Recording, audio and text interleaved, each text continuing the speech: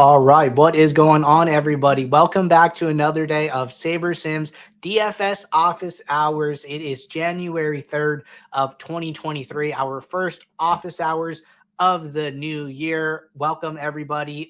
For those of you who are new here, my name is Andrew. I'm one of the coaches over here at SaberSim. This is a show where we go over how to use the SaberSim app, answer any and all DFS-related questions that come in live in the YouTube chat or in the office hours channel in our Discord server. If you're not joined up in our Discord, there is a link in the description below to get joined up. Highly recommend it. A lot of good DFS conversations happening over there every day. And if you are not signed up with SaberSim, it is a new year and you're looking to check us out, get into DFS, there is a link to a 7-day, no strings attached free trial in the description as well. You can get your questions answered on this show Monday through Friday at 2 p.m. Eastern. I was off yesterday, so no show, but we are back and we are on for the rest of the week. So looking forward to that there. It is the first show of the week, so that means we have to go over the winners for our weekly max challenge. Just wrapped up week 17 of the NFL season. 1 week left, and then we will be doing our end of the season free roll. We will be doing all of our season long prizes. So, if you played 10 weeks, you're going to get Yeti cups in a free month. If you played all 18 weeks, we're going to get you a Yeti cooler, cups, 3 months of SaberSim, and an entry to the end of the season free roll. Not sure when the free roll will be exactly. We got to get everything sorted out, make sure everybody is accounted for before doing the free roll. But 1 week left. I'm sure a lot of you have been participating all season long. So, it's been an awesome giveaway, all things considered. But that being said, we're going to hop over to our trusty wheel of names. 1 more week for free tickets. Next week, we will not be giving out free tickets to the mini-max because there will be no more regular season main slates. So this is our last roll for the free tickets to next week's mini-max. Looks like we had about 120 people max out the mini max this week. So we are going to hit the shuffle a couple times here, and then we are going to roll. This is for free tickets to next week's mini max. It looks like the winner is the UVAJ. Congratulations. And our team will reach out to you and let you know that you have won. So great job there. And then for our highest scorer of the week, for 1 month of SaberSim, a free t-shirt, and an entry into the end of the season free roll, our highest score was BCAP888 with a score of 229.58 points. Good for 15th in the mini max. Congratulations, BCAP. Team will reach out to you as well, let you know that the shirt is on the way, as well as give you your free month. So thank you all for continuing to participate. 1 week left. Hope you can all finish strong and claim some end of the season prizes. But that being said, we are going to hop over to SaberSim and get going on some of these questions that we have in the queue. If you have a question on your mind, now is a great time to throw it in the YouTube chat and we can go from there. So I'm going to scroll back a little bit here, and it looks like our first question that we had came in yesterday. So I'm going to get this in the chat. Question is there any material I can find that thoroughly explains the percentile filtering / ranking option? Okay, so when we're talking about filtering and ranking, I think what we're talking about is the lineup percentiles in the post build, right? So there's basically 2 types of percentiles. There's player percentiles, which you see here on the home screen. And this is basically, think about it like, okay, Giannis scores 84.8 points in 1% of sims in our entire sim database, right? Like that is his like top 1% outcome, the 99th percentile of that, right? So whatever this is, it should basically equal out to like 100, right? So that's the way I like to think about it. It's like, okay, 95th percentile, that is the score that the person gets 5% of the time at the highest end of his range, in his range of outcomes across his distribution, right? we can come into Giannis, and then, those scores that we're seeing where he's getting 84, it's probably somewhere right in this range, in this 2%, 0% range, right? So that's what we're talking about with player percentiles, right? Higher percentile, essentially more upside, right? When he does good, he's going to do really good, right? And so that's kind of like player percentiles in a nutshell, right? If we run a build, this is something that we've recently added, and this is a lineup sorting method that we really like, right? So before, you would come into the post build, we used to have an option to make every player's projection their like 95th point player projection, right? That was what we could do at the time, but we've been working really hard behind the scenes to give you guys better and more efficient features, right? And so what we have come up with is the ability to grade a lineup based on the lineups percentile, right? So if you were to come in here and sort by 95th percentile for the lineup, descending, right? What this is going to say is it's going to show this value here. And then if you hover, you can see all of the scores at all the different percentiles for this lineup. So what's happening is we are taking this lineup, and then we are looking at how it does across all of the sims, right? So this specific player combination across all the sims scores 329.8 points 5% of the time in the sims, right? So that is what a lineup percentile is describing. It is not describing each individual player, right? It is not taking Jordan Clarkson's 95th percentile plus Mike Conley's 95th percentile plus Jaylen Brown's. Like, it is not doing that, right? Some of these guys might have 50th percentile outcomes. Some of them might have 99th. Some of them might have, 95th, like, just for some examples. So it is, and that is more along the lines of what actually happens on a night-to-night basis, right? Like, not every single player in the player pool is going to have the 95th percentile outcome where they do really good and they have a high score, right? Some guys are going to get, snowflakes. If you play on DraftKings, you know what I'm talking about. Some guys are going to be, red on fire. Some guys are just going to have no like emoji and just have a more closer to their average type of game, right? So that is what happens on a night-to-night basis. That is why we created the lineup percentiles. It is better to grade the lineup as a whole because we play lineups and not players, right? That's an important thing to remember. Looking at a lineup's 95th percentile, last point on this, that is an outcome that happens 5% of the time, right? If we were to take Jordan Clarkson's 95th plus Mike Conley's 95th, like, we are now parlaying an outcome 9 times that happens 5% of the time. So, in that scenario, the outcome that we are presuming happens so fewer times as opposed to grading the lineup as a whole. So I think, using the lineup percentiles, even at the 99th, is a lot more viable, especially if you're playing a lot of unique lineups. So that is, my best understanding of it. If anybody has any questions, we can go back and forth on it. If you're ever looking for, a deeper dive into what anything means in the app, go over to our settings and then click on this help button. And then I'm going to pull this up really quickly. So this will take you over to our help docs. These are all like our frequently asked questions. This is where we break stuff down.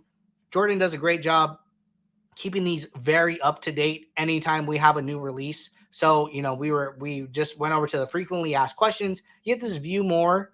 It'll take you to a screen with a search bar. You can type in anything, right? We can come in here. We can type in percentile, and then we're going to get articles and videos about percentiles, right? Which percentile should I use? These were updated recently, and every time we come out with a new feature, we make sure these are up to date. So this is always a good resource for learning anything. You want to learn about our ownership projections. Come in here, type in ownership. You want to learn about stacking, come in here and type in stacking, right? We have a lot of articles. I think this probably isn't utilized enough. We probably don't talk about it enough, but another great resource for everybody here. So good question there. Let me know if there is any follow-up. Going to get SaberSim pulled back up here, and then we are going to keep it rolling. All right. Got SaberSim back up on the screen. Scrolling down here, got a question from Props. Looks like we have 2 more questions in the Discord. Now is a great time to get any questions in the YouTube chat or the Discord. All right, Props said, PGA starts this week. Are there any back tests of ideal range for geometric mean for full golf slates? Props, to be honest with you, I do not know. Haven't heard of anything like that internally.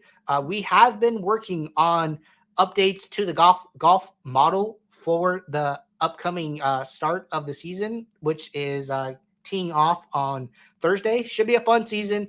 Looking forward to some of the updates that we have made. I think there should be some announcements about it in the next, maybe later today, maybe tomorrow, prior to golf teeing off. But just so everyone's aware, team has been hard at work and making sure that our golf model is as good as we can make it. So really excited about that and can't wait to use it myself. But going back to your point, haven't heard anything about it. I think that if that is something that you are looking to backtest, to look into further, search the DFS streets. Go into DFS Twitter, go online and try and find articles with some backtesting. Maybe you'll find something. A little diamond in the rough there. All right, got a question here from Jay Rupert. And Jay Rupert said, for soccer, I use stochastic projections. Should we be changing the default randomness sliders? Okay, this is a good question. So, like you said, we do not offer simulations for soccer at the moment. You can always come in here and upload any projections that you want to use. As far as, our sliders for sports that we do not sim, right? 2 sliders, ownership fade, smart randomness. Smart randomness is different than sim diversity. With sim diversity, we are bucketing sims. In this instance, we do not have sims to bucket, right? So what we are doing is we are applying a certain amount of randomness. And what randomness does is it basically assumes that every player is normally distributed as far as, their range of outcomes, their standard deviations. I think you can definitely adjust the smart randomness slider depending on what contest you're playing, right? I think that, just the easiest thing to remember here is that the more random, the higher this slider goes, the more randomness you're using. The lower it is, the less randomness you're using. I think, if you're playing, primarily single entries, 3 maxes, you can leave this on the lower end. And if you are playing more of the 150 max contest, you could definitely experiment with increasing this up. It is going to, move you farther away from the mean with using large amounts of randomness. But that's what you want, right? You want those greater upside outcomes, and I think that you can achieve that with higher randomness slider settings. So I would definitely experiment with it depending on what type of contest you're playing. Kind of the similar concept as sim diversity. We want more sim diversity as we're playing larger 150 max contests, and we need less of it according to our back testing as we play smaller single entry, smaller field size contests. So definitely think that there is an opportunity for the randomness slider to be adjusted depending on the type of contest you're playing. All right. Another question from Jay Rupert here. And the question reads, I've had success for the past few NBA Showdown slates. What is your process for inputs to SaberSim for an NBA Showdown? This is a good question. I don't play a ton of NBA Showdown here, but I am familiar with it. Avid NBA player myself. So let's talk about some Showdown strategy, right? To be honest, I don't do anything different than what I would do for a normal slate. So, if I am somebody who is maybe I'm aggregating projections, maybe I'm changing projections, usually I'll do that in like an Excel file or a Google Sheet or some type of CSV, right? And then when I upload, I will use this apply to all slates button. Just, for anybody who does this regularly, this apply to all slates button, what it will do is that, if we have, we think, Giannis is a way better play than this, and his projection should be 65 points and not 60.93. If you, upload that from a file or a copy and paste, and then you hit this apply to all slates, it will change his projection for any slate that you come in here and switch to. Only the classic slate tonight, but on a normal night, there's at least one turbo, sometimes two turbos. There's a night slate, there's showdown. So certain players will be in multiple slates across the night. So you can use that feature to apply the projection so you don't have to constantly be changing it. That's something that I really like to use. So I'd say like NBA process in a nutshell, is not that different. Versus to me, kind of the pre-research, the pre-build stuff is all really similar. I think the only thing that I will do differently in Showdown is that I am more concerned about what my lineups look like on the backside. So I'm much more likely to apply a custom metric and try and build a custom metric that accounts for ownership more, just to try and avoid duplication, right? This is a concept we've talked about a lot. We have some really great pro exclusive content on it. If you are a member of the pro plan, we have exclusive videos. We go into like advanced DFS theory and concepts, and one of the great reasons to join the pro plan. But we've had Jordan and Matt on discussing duplication and ownership for showdowns. I think that applies, for NFL as well as for NBA. So I think it's really when I get to this point that the way I am approaching the slate changes, right? Everything I've done pre-build for main slate, I am just going to take those projections and projection adjustments, those thoughts, and bring them into my showdowns, only worrying about the players that are playing in this showdown, right? It's when I get to here that I am more interested in building some type of metric. I have one that I use for NFL showdown. I don't know if I would build it the exact same way for NBA showdown. Not something I have thought a lot about to this point, but definitely a worthwhile thing to remember. The Sims are not accounting for duplication. What SaberScore does is it takes the most likely outcome. So when we are building an NFL showdown lineup, we are building at 0, 0, 10 sliders. We are taking single game simulations and of the game 500 times and building the optimal lineup from that simulation and giving that to you, right? When a lineup shows up as optimal more than once in the Sims, that lineup gets a SaberScore boost. That's why we see 100 SaberScore for this top lineup, and then we see a big drop off to 94.9, right? So that kind of tells me that this lineup here was showing up optimal more often than any other lineup. And then, we see another big jump, right? So, and then it kind of evens out. So I would imagine, this one showed up a couple times optimal. Maybe this lineup showed up even more times optimal in the Sims, right? But, we could come in here. Giannis is probably going to be the most owned captain at 42%. And then we see every single player above 22%. I bet you this lineup gets duplicated, plenty of times, especially using max salary here. So those are the things that we want to try and avoid, right? That way, when we win, we get more of the prize pool share. And that is the reason duplication is important, right? So I think if you have the ability to come in here and build a custom metric, try and figure out, something that accounts for ownership, whether that be some ownership, whether that be geo meme / product ownership, but whether that be, average ownership. I think that there is something to be done here that can help you get to lineups that are less duplicated.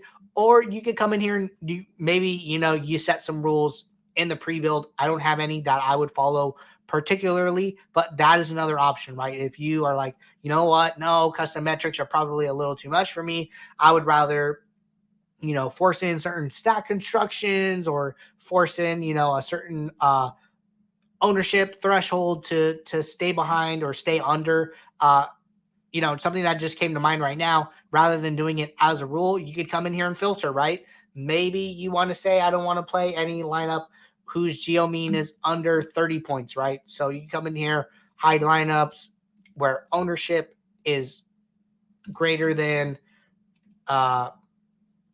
where geo mean is greater than 30, right?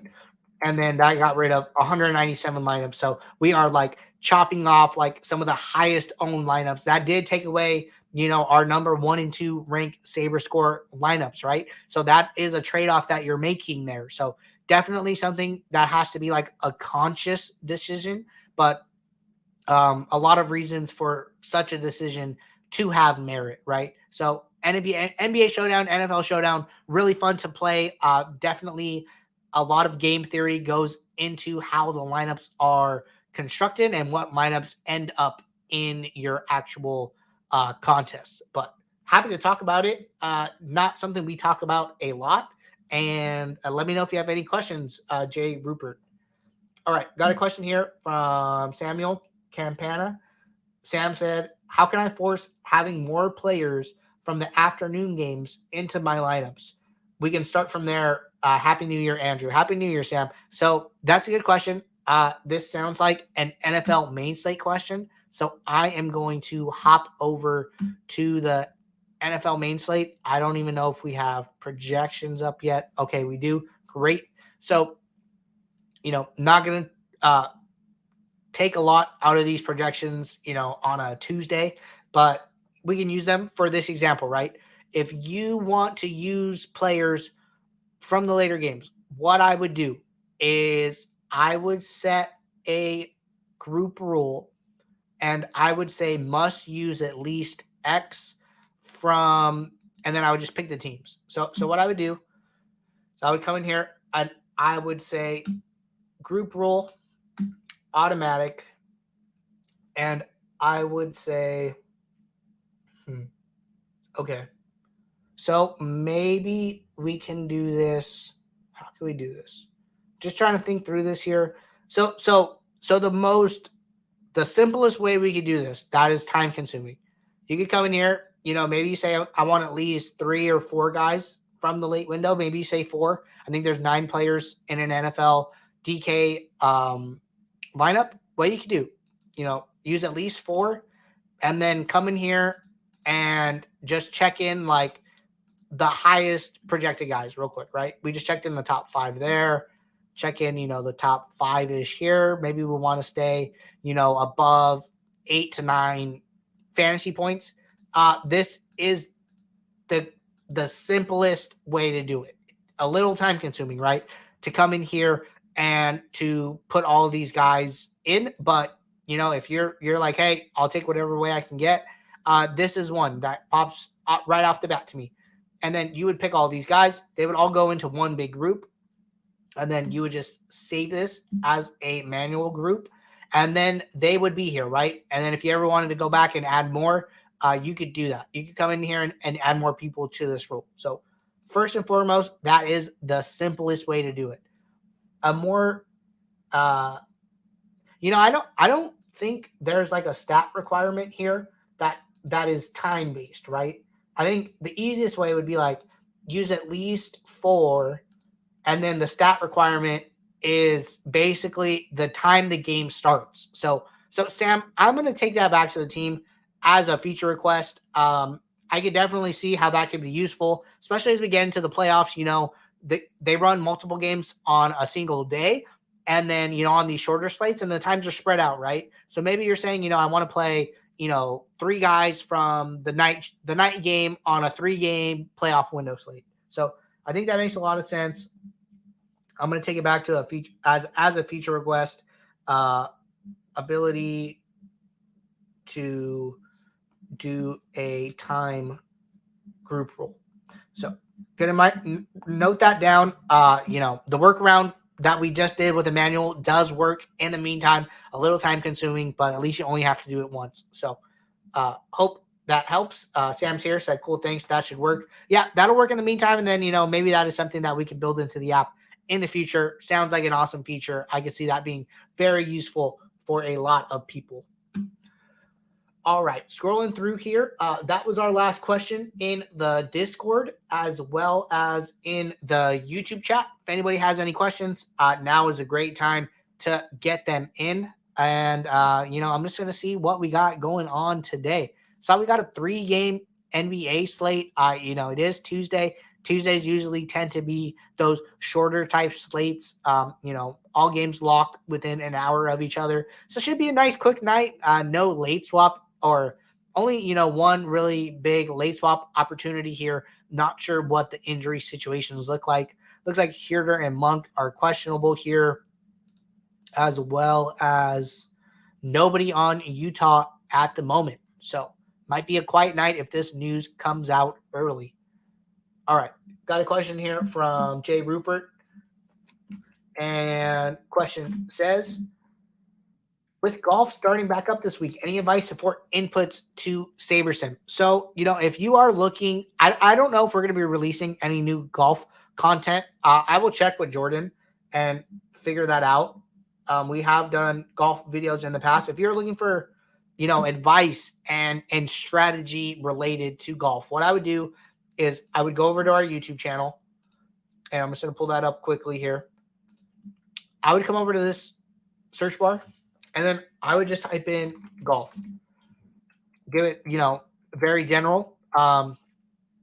We have some older golf content, which is still very good. Max Steinberg was on talking about his golf process with Jordan when Jordan was the host of this show.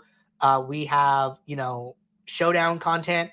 So definitely going to go back to the team and see if we are going to be coming up with anything new. But I will check, and that is a great place to get started, right? A lot of those theories and ideas that Max and Jordan go over are still relevant in today's golf DFS ecosystem. I probably needs a little bit of a revamp there, so I will check in with them, but that is definitely where I would start if you are looking for advice in advance to golf starting back up. All right, gonna get SaberSim pulled back up here. And not seeing any more questions, everybody. I got a couple things to take back to the team here. Congrats to BCAP888 for being the highest scorer. Congrats to UVAJ for winning tickets to next week's Minimax. Our team will reach out to you. Thank you all for showing up, answering questions, hanging out with me. We'll be right back here tomorrow, 2 p.m. Eastern. So until then, I will see you guys.